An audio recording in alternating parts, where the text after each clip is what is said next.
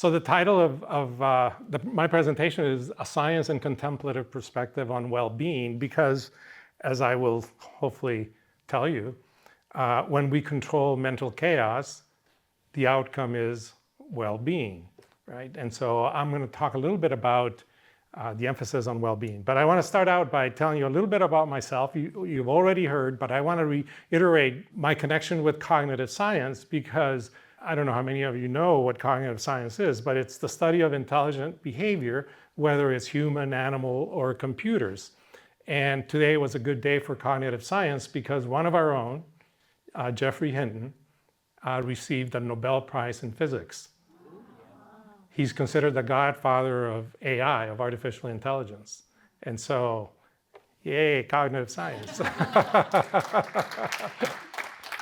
But one of the things about cognitive science is that it's a multidisciplinary or interdisciplinary approach to the study of intelligence, because intelligence is such a complicated topic that you need to come at it from different perspectives.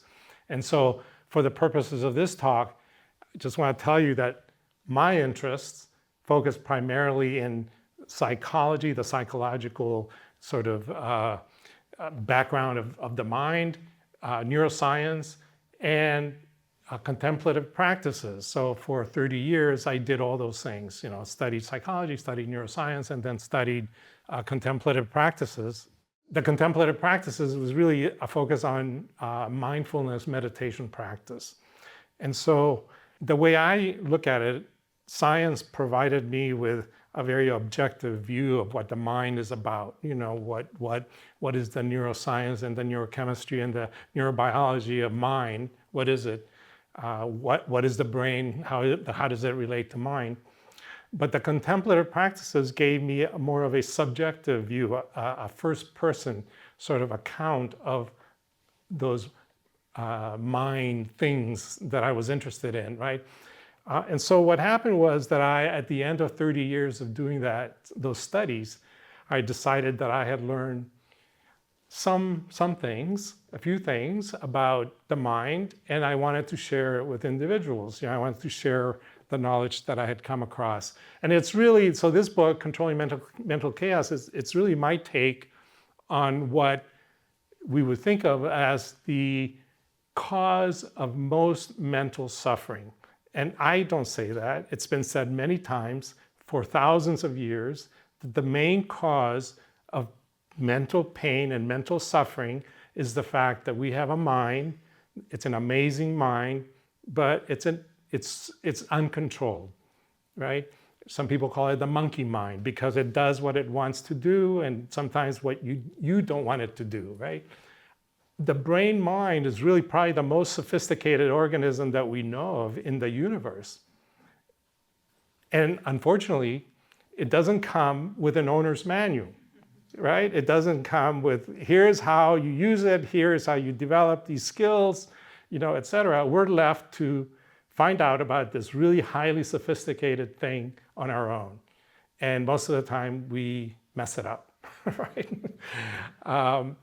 And so when I was, after 30 years of studying, well, not the 30 years, but after 5 years of working on this book, I wanted to address that issue, and I wanted to get to what E. Cummings said about the root of the root and the secret of life that nobody knows. This is from a beautiful poem that he wrote. But when I was writing the book, I felt that I was trying to get at what is the root of the problem, right? Because there are many, very intelligent individuals who have come up with all sorts of explanations for the problems of humankind, the problems of the mind, and in many ways to address them. And a lot of them work. So, but I wanted to get to what is it that we can get to and that it's easy to address, right? Is there such a thing? So I wanted to share that in the book, and I want to share that with you today. Right? So I want to begin with the bad news. Always the bad news first. So the bad news is that many surveys have been done asking people, is there a mental crisis in the US especially? Are people suffering from some sort of mental crises? And when 90% of respondents say, yes, there's something going on. I'm feeling so overwhelmed all the time that, you know, and other people that I talk to are feeling overwhelmed by all the problems that they're facing, all the problems of the world, the wars and political instability, and, you know, my kid's not doing well and my health is going bad, you know, et cetera. I just feel overwhelmed. You know, so there is something going on. So what I wanted to tell you is that this chaos is real based on what people report, right? They feel something and it's happening to them. But what do we mean? You know, what does it mean? What am I talking about when I say mental chaos? And so there are a number of other terms that you can associate with that mental chaos. This feeling of being overwhelmed, just too much stuff coming at me. A feeling of disorder. You feel disoriented. There's anxiety that comes up, restlessness, fear, confusion. And if I ask you, you know, what is your favorite term for the mental chaos that you might be experiencing or that you think people are experiencing, we can come up with a whole list of things, right? And well, let me ask you, how would you characterize the mental chaos that's going on maybe in your life or in the life of people that you know? What would be another word that you would use to characterize that? Yeah. Fear? Okay. Uncertainty? Oh, fear's up there. Yeah. Distraction. Distraction? Okay. Rumination. Rumination. I mean, really, literally, we could go on all night and we would come up with a whole bunch of terms describing this thing. But what I want to do, though, is be careful about what we're really talking about here and tell you that, in fact, what 80 to 90% of us experience is not really the kind of chaos that people think of initially, which is, so this over here on the right side is a normal distribution of people experiencing this state.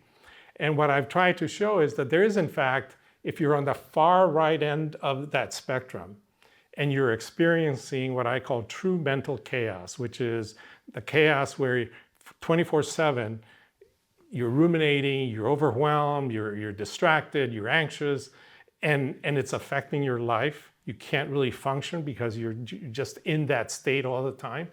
That's a state of disorder that I would call maybe schizophrenia or obsessive compulsive disorder. So on the far right of the spectrum are those individuals, and you know they need a specific kind of help. Most of us, I would say, fall in the middle category that I would call healthy problematic, right?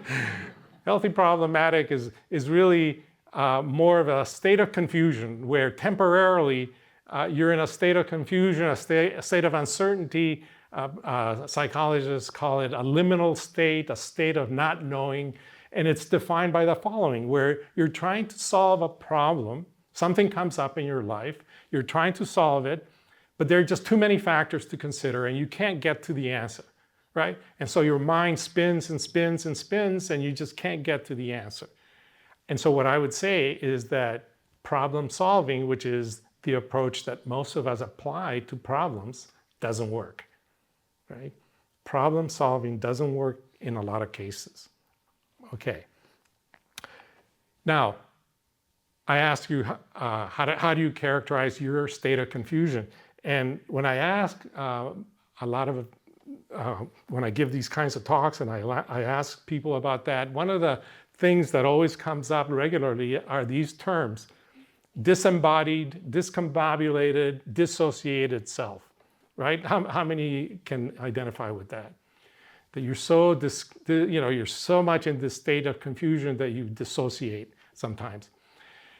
So one of the metaphors that I like is a story by James Joyce, who described Mr. Duffy as someone who lived a short distance from his body. And it's kind of like the perfect metaphor for how I describe this state. So we're like in that guy on the right side there, where your body is here, but your mind is so engaged in things, it's dissociated from your body, and you're over here thinking, trying to run through all the problems that you have in life, and your body is over here, right? So you've sort of dissociated. As I will come back to in a bit, that by itself, it's a huge problem, okay? Being dissociated from your body and not listening to the signals that your body is trying to tell you. Okay. Where does all this come from? What causes this unhealthy, troubled mind? And of course, we can think about all the triggers that trigger you.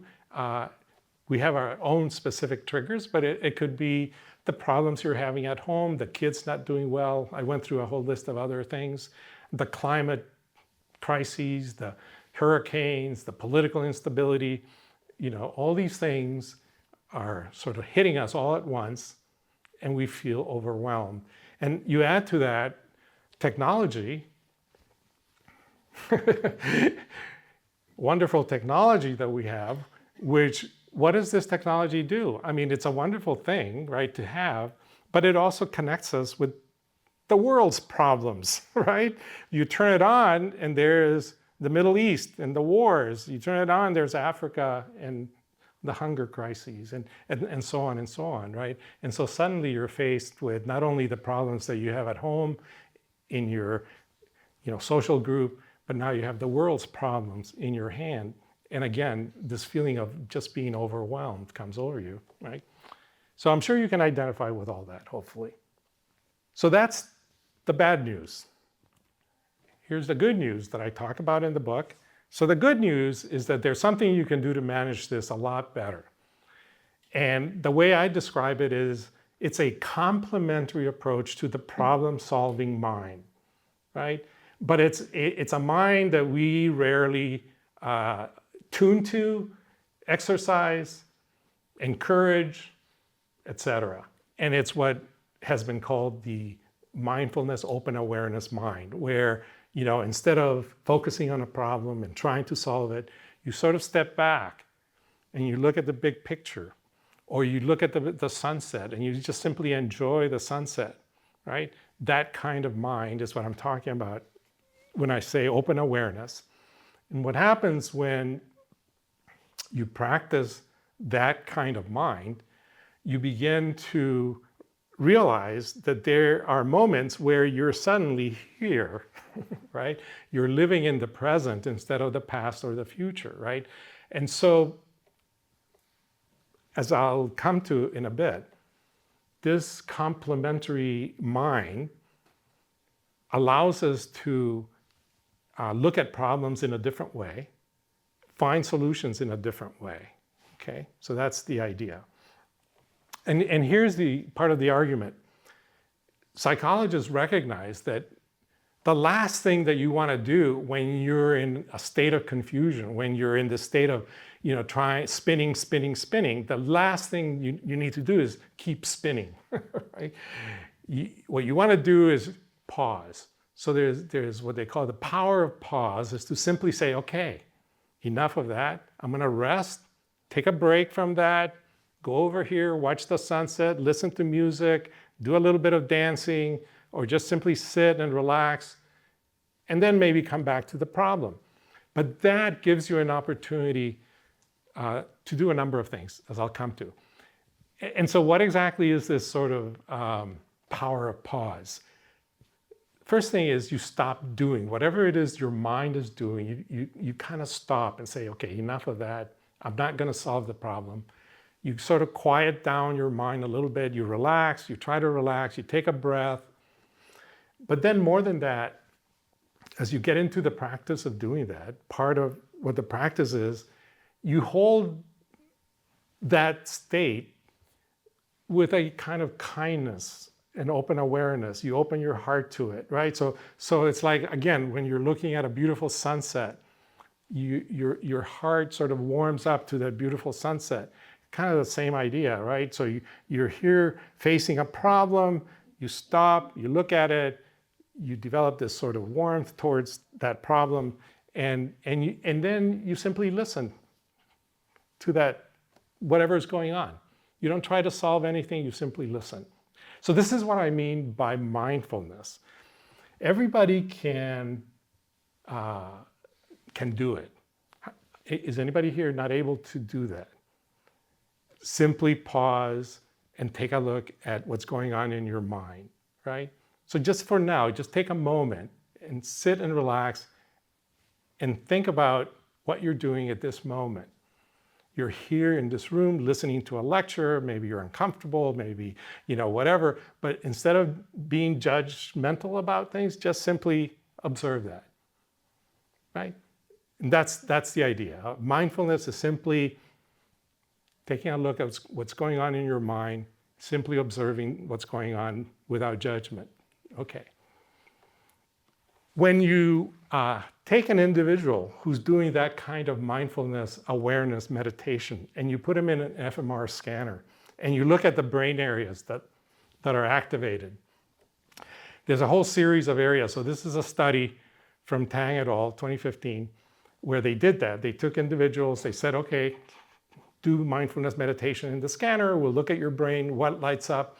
Turns out that those areas, dark areas of the brain, light up. It turns out that those areas are all connected in what we now call networks, specific networks that are linked together, that come online when certain things are happening in your brain. And there's a specific network called the default mode network. Has anybody heard of the default mode network? Some people have. So the default mode network is simply areas in your brain that come online when you are either relaxing, you're daydreaming, you're getting into a state where you're ruminating, when you're thinking about yourself. All these areas come online. That's called a default mode network. It seems to be a network important in what's called self-referential processing. It's looking at the world with reference to yourself, right? And so all these areas sort of come online to do that. When folks are doing mindfulness meditation, the default mode network essentially quiets down. Those areas that are activated during self-referential processing sort of quiet down. So that's the power of mindfulness meditation.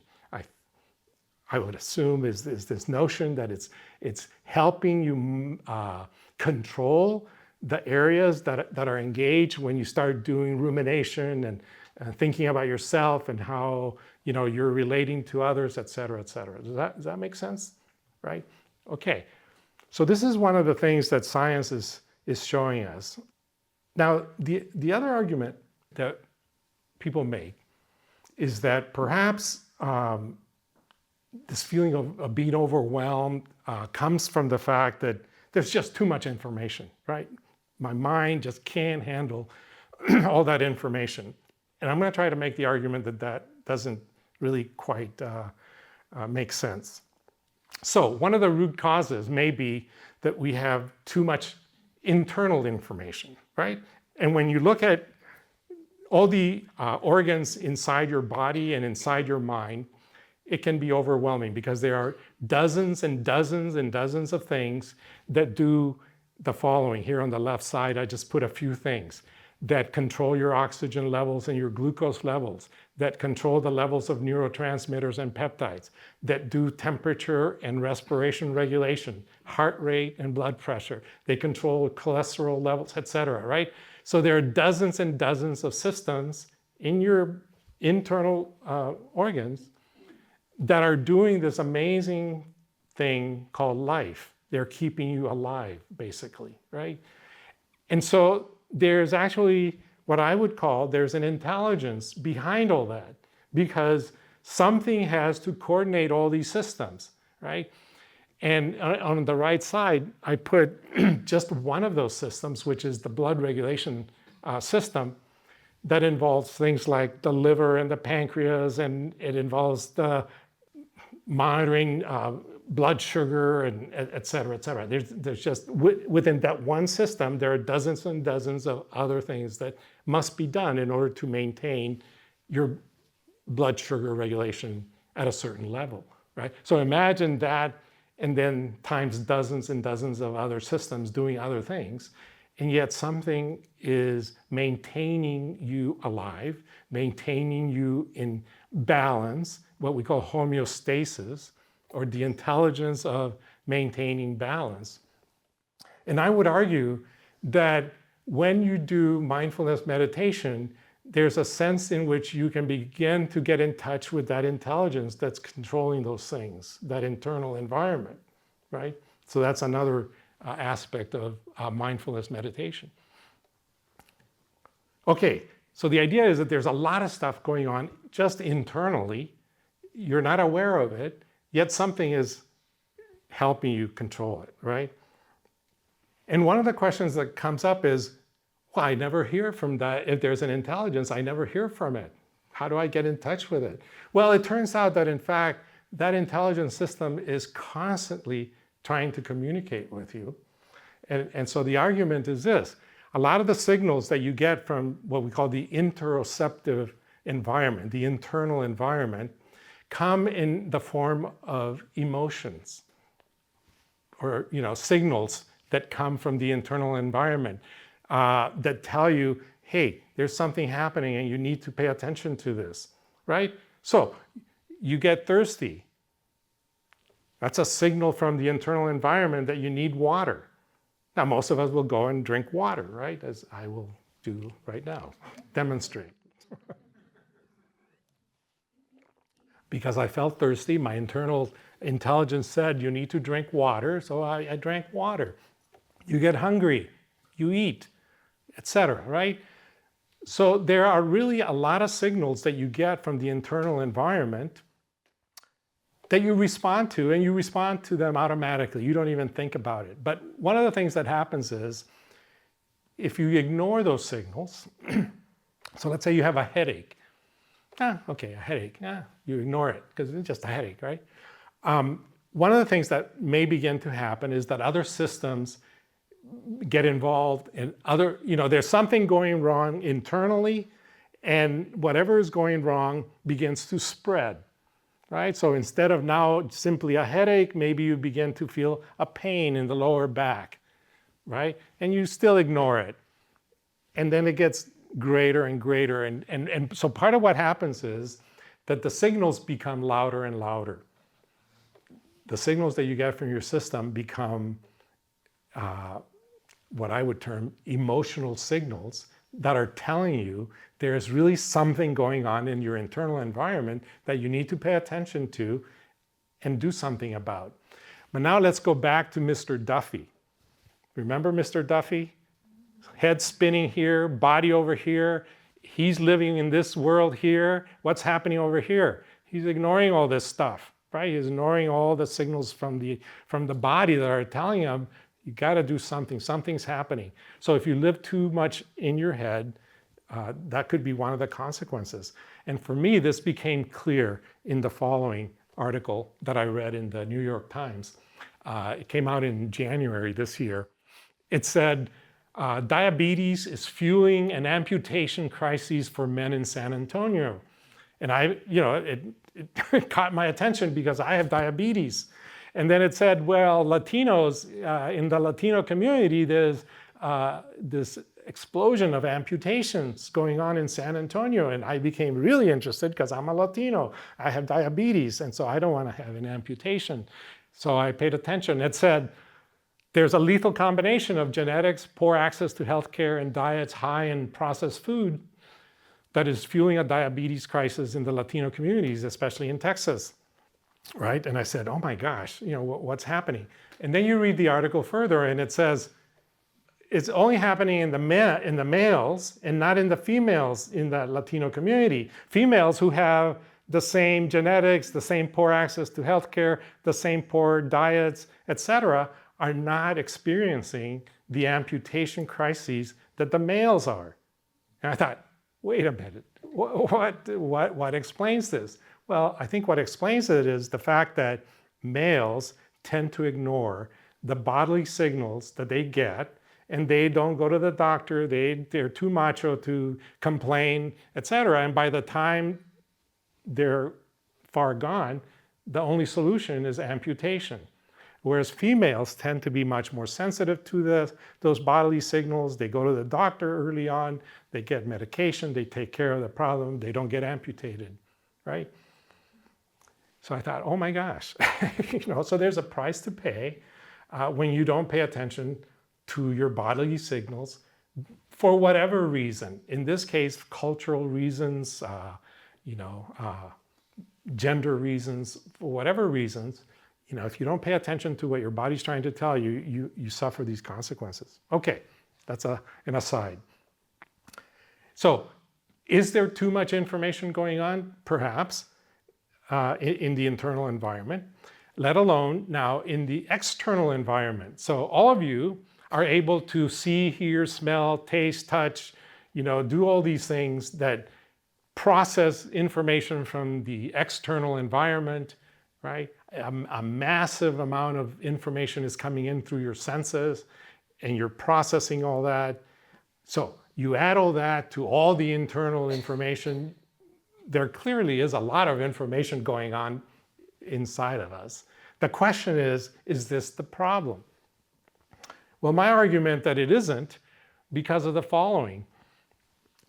When you were young, between the ages of, when you were born to about 2 years of age, you had a similar amount of information coming in. Internally, the same amount of organs were working. Externally, the same sensory input was working, right? And yet, an infant at that age thrives on that kind of information. So here's what we do within the first few years of life, right? We learn to crawl, to walk, to talk, to control our bladders, to feed ourselves, to recognize sounds, to learn a language or two, to manipulate and control the environment, to understand the world, right? Imagine a 2-year-old mind capable of doing that and more in the first 2 years of life, faced with the same amount of information that you're facing. And in fact, for infants, I would argue it's even worse because they haven't categorized things in the world, right? They hear a sound and they don't know what that sound is. They don't know that it's a dog, and whatever. Whereas as adults, we at least have some categories and we can say, oh, well, that's a dog, right? But yet an infant can do so much. And so the question I ask you is, why aren't we able to thrive with that kind of information? You have the same system nowadays as an adult that you had as an infant. Why aren't we able to learn another language or two? Why aren't we able to, learn about new things as readily as we used to, right? Does anybody know why? What is the problem that occurs? Is it plasticity? When we grow older, that our brain changes? Our brains do change in plasticity, so your brain is much more plastic at the beginning, and it does get a little less plastic, but it's still very plastic, even in old age, right? We can still learn, right? We learn less because we have so much more information already, right? So that could be part of the problem. Okay, on the right side is a chart that I like. It's a simplified chart, but it makes the point. So you have this environment, right? The external signals that are coming into you, into your internal sense. And then you have your body at the bottom that's also providing the internal signals. And they come together at somewhere in your brain, and the brain can process all this information, right? So when you're very young, all this input is coming in and it's flowing and things are happening and you're learning and, et cetera. What happens to that as we get older is part of it is this thing. That we begin to develop a new mind, if you will, or a new an intellect, an awareness that begins and is capable of reflecting on all this internal and external stuff going on, right? So as we grow older, something emerges in us that is able to look at all that internal and external stuff, and it begins to try to make sense out of it, and it becomes aware of it. And so it's an amazing capability that we begin to develop. And if we could only integrate it well into the system that we were born with, it would be amazing. Unfortunately, it doesn't get integrated very well. And part of it is because it comes into a world that is essentially a very painful, a lot of bad experiences that it gets exposed to. And so instead of reacting to it in a healthy way, it begins to react to things in a very unhealthy way. It begins to try to protect itself from all the violence that it encounters in the world. And we end up developing what we call an unhealthy ego. But the way I see it is an unhealthy ego is just simply the fact that we're not able to integrate that new developing mind into the brain mind that we were born with, right? Because of the following, because of things like fear and anxiety and other factors that create this sense of, I want to protect myself against that world, and so I create this shell called the ego, and which begins to filter things and misinterpret things and so on. And so the internal dynamics, which were flowing very well when you were very young and they were being processed and you were thriving, suddenly you have this thing now sitting here saying, oh, that's not good, that's not bad, I don't want to do it that way, and it's like throwing sand into the mechanism, right? However, there are some individuals who are able to integrate that new sense of mind, integrate it into that brain mind, and we get what we would call a healthy ego, right? So there are individuals, and I don't know if you remember the chart, the normal distribution chart, that on the left side, there's a group on the far left side of what I would call healthy individuals who don't really suffer mental chaos, or at least they don't experience it as much as most people do. They either are able to deal with problems pretty well, it flows through them, etc.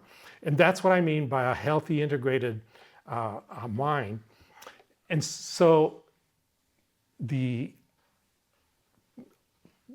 would say the goal, the purpose of mindfulness meditation is to move us in that direction of trying to integrate this thing that we had a problem integrating when we were young, but now as adults, we can look at it again and say, well, maybe I don't need to respond to problems that same way, and I can begin to respond in a healthier way, right? So that's the idea. So there are many problems, but I want to highlight at least 3 significant problems that are associated with mental chaos. So one is this creation of this ego, unhealthy ego, right? That begins to distort our experiences, both internal and external experiences. There's this sense of separation that I talked about, where we're living in our head and ignoring the body. And other things like a reduced connection with others. We're social beings, and when we are living in ourselves most of the time, we tend to ignore others, and so we lose that sense of connection. And so one of the things that I talk about in my book is how do we begin to do something about that? And I talk about something called Ruby, which is a 4-step sort of approach to mental chaos, which the steps are to first recognize what the problem is, right? And by that I mean that you need to recognize that you have an unhealthy ego and that you respond to things in a certain way that may not be optimal, right? And so that's the first step, to recognize that there is a problem with that ego that then distorts how you experience the world, right? Second is to get to this understanding that there's more than problem solving. Problem solving is an amazing thing that humans developed, right? Our mind is capable of solving amazing things, But it's not the only way to solve problems. There are alternatives. And if you spin and spin trying to problem solve something and you're not getting anywhere, maybe you need to try an alternative solution. And so understand that fact that there are alternatives, other mind states that you can access that can give you a different perspective on the problem. And one of them is this mindfulness, open awareness, living in the moment. There are many other things you can try. You can do dancing. You can be a creative writer and do writing. You can focus on cooking. It doesn't really matter. But the reason why I emphasize mindful awareness is because it's one of the easiest things to do. You already know how to do it. All you need to do is just practice it a little bit at a time. You already know how to be present, mindful, aware. And you can be here in this moment if you want to, instead of living in the past or in the future, right? So it's something that you already know how to do. The third thing is to find the right balance. And by that I mean there's problem solving. And so it's not that we want to get rid of problem solving, but we want to find a balance between doing that and doing mindful awareness. You need to know when to do which. Right? Sometimes you need to step back, relax. Sometimes you need to solve a problem, but you need to be aware of when to do that. So finding that balance is important. And then I say that you find your strategies. What is it that works for you? Does doing Tai Chi work for you? Does doing dancing work for you? Does meditation work for you? Once you find a solution, then, implement it and practice and see how it goes, see how it works. So, mindful awareness, to me, is a mental superpower that we have that we utilize very little. We're not aware of it and we don't practice it. And so it's just sitting there unused, basically, right? And it's the idea of simply noticing what is happening in this moment, both inside and outside of yourself. How are you feeling right now?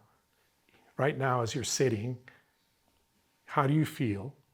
Notice that, be aware of it, be curious about it, and have a non-judging attitude. And that's all it takes. Just be aware of it with a non-judging attitude. That's mindful awareness. And these are things that you can practice at home. Anytime that you're doing anything, washing the dishes, you can say, what am I doing? I'm washing the dishes. How do I feel? I feel this way, and just be there at that moment doing that thing. That's mindful awareness. So these are things that you can practice anytime, 24/7, while you're driving. You don't need to close your eyes, meditate. You just need to be aware of what's happening at that moment to develop that sense of open awareness. And so when you do this, as I've been practicing for 30 years, and so I can tell you that one of the things that happens is there's a growing sense of being able to do that. And what comes with that is this sense of relaxation, that you can call that relaxation at any time during the day, right? So you're beginning to feel stress and you say, okay, step back, relax. It comes into you because you've practiced it, right? There's also this feeling, I don't know if people are familiar with the feeling of flow. Flow is this sort of sense of doing something without really being aware of it and doing it really well. So most athletes, for example, talk about being in flow when they're, playing tennis or shooting baskets, right? They get into the flow of things. Well, it is possible for any of us with this practice to get into that sense of flow as you're going through life. You just feel the sense of things are just flowing, in a very relaxed way. And of course, what comes with that is the last thing there, which is a sense of well-being. And so this is why I feel kind of obligated to let the community know that it's by doing these simple practices, and you don't need to do, an hour a day or whatever, if you do like 5 minutes a day, 10 minutes a day of just simply being aware and do that over and over and over, that sense of that it grows, right? It grows. And so the sense of well-being also grows. And just to sort of end the last 2 slides, I wanted to show you some data.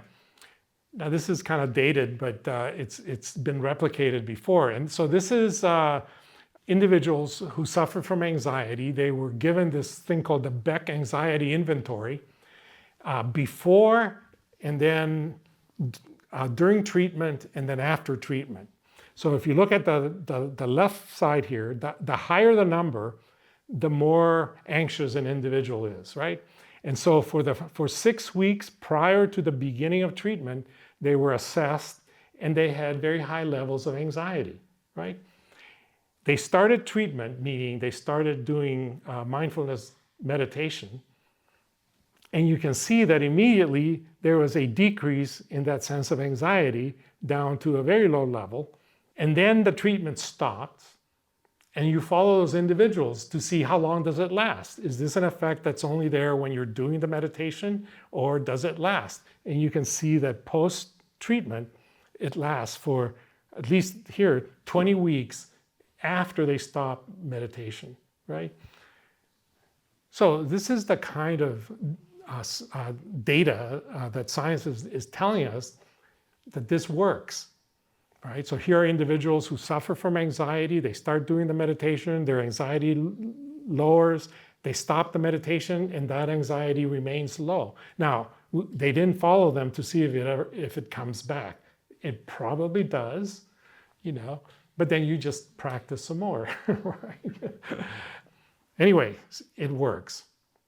And so here's my final slide of what is the importance of this mindfulness meditation to well-being.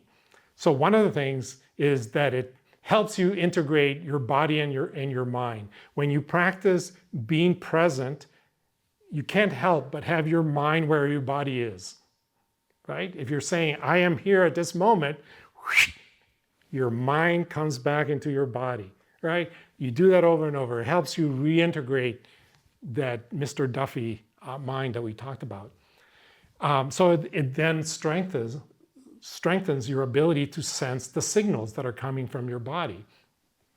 It helps reduce the cognitive distortions that the ego is involved in. As I showed you, one of the things that it does, it quiets the default mode network, which we think is the basis for this egoic thinking, right? You quiet that, it helps you reduce that. It provides what's called metacognitive insight.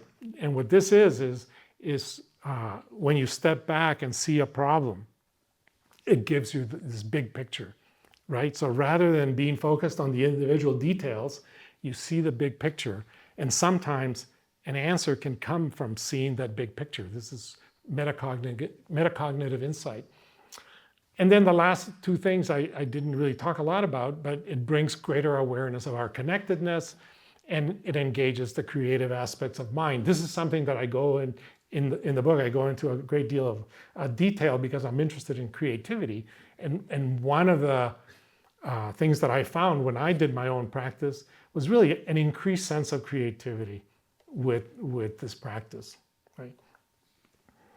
Okay, I think I'm going to stop there. And thank you for listening. And we'll open it up to any questions that you might have. Okay. Your last comment, your increase in creativity, did that lead to your poetry writing?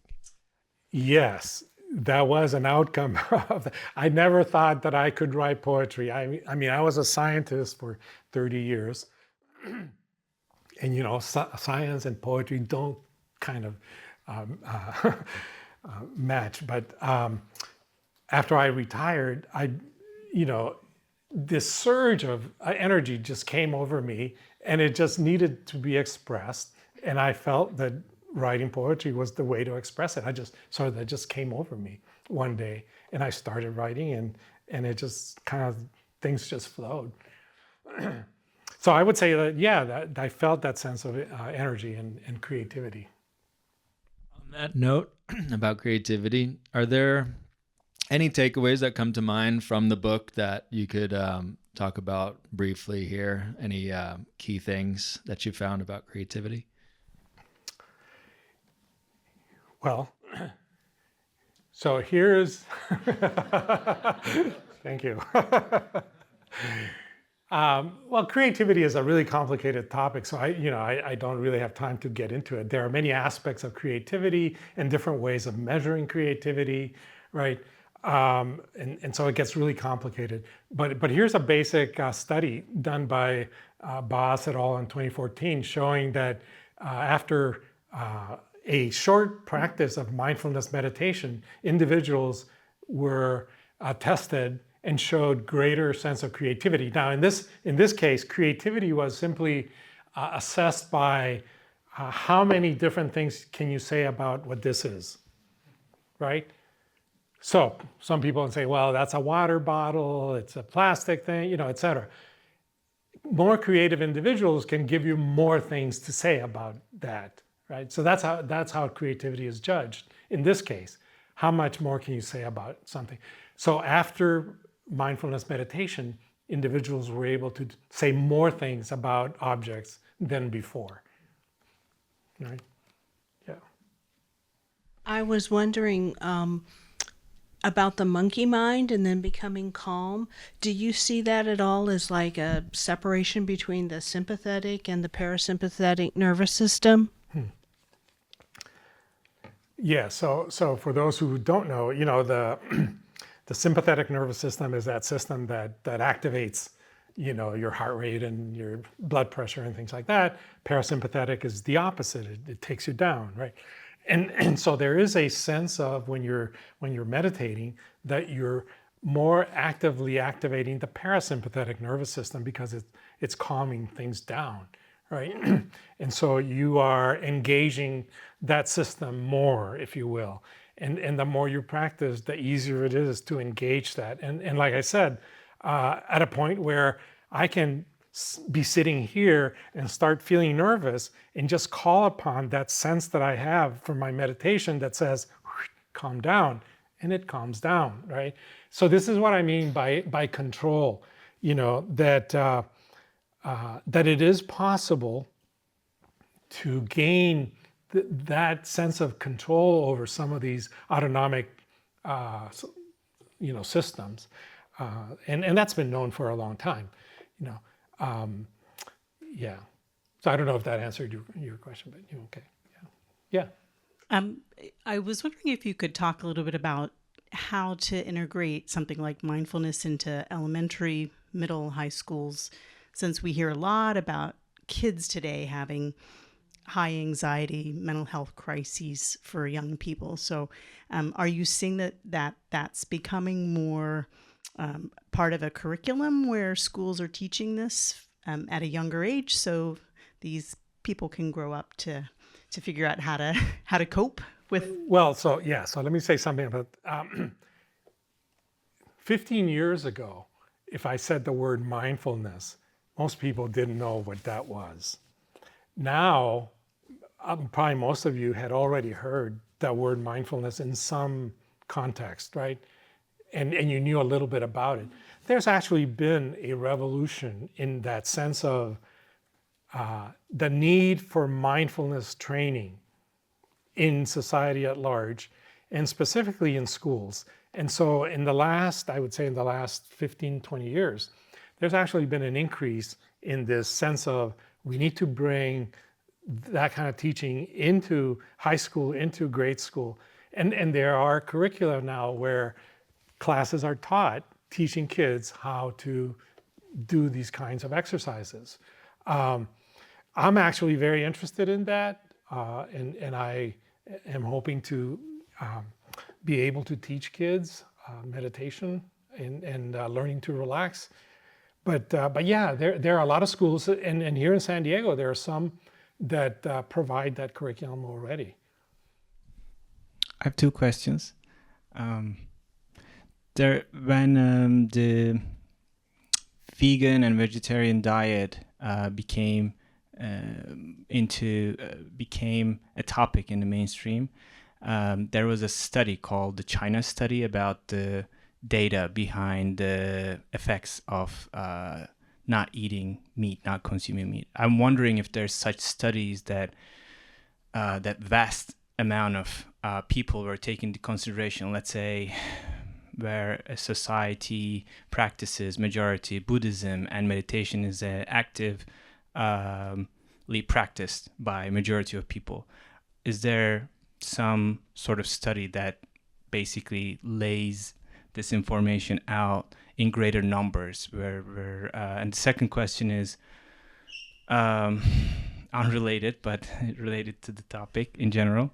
So what is the biggest hindrance? And you mentioned the ego being in the way of accessing that mindful state. What happens during that 8 weeks of practice? How is the mind dealing with the aspects of the mind dealing with ego, and what kind of relationship takes place? Okay.